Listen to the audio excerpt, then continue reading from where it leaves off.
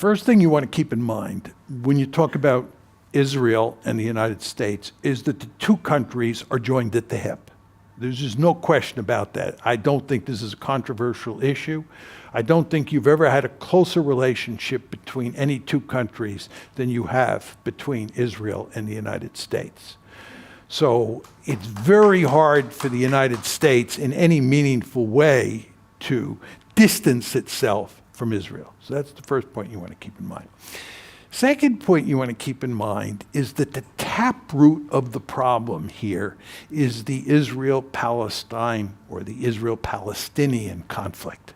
That's the taproot. And you just have to understand what that conflict looks like. This is a long-standing conflict, as you all know.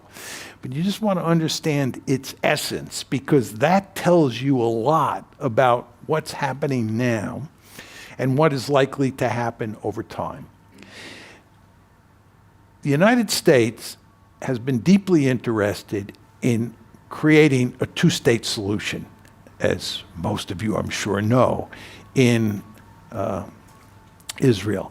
And what the United States has been interested in doing is creating a Palestinian state in the West Bank and in Gaza and in East Jerusalem, living next door to a Jewish state, Israel. We have failed.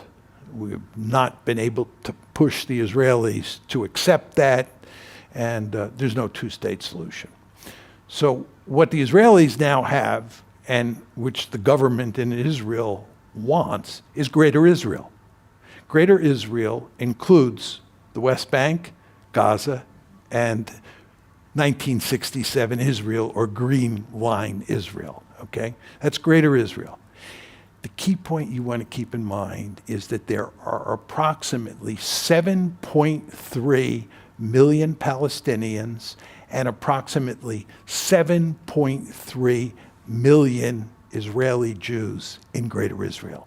There is rough equality between Palestinians and Israeli Jews. You just want to think about that.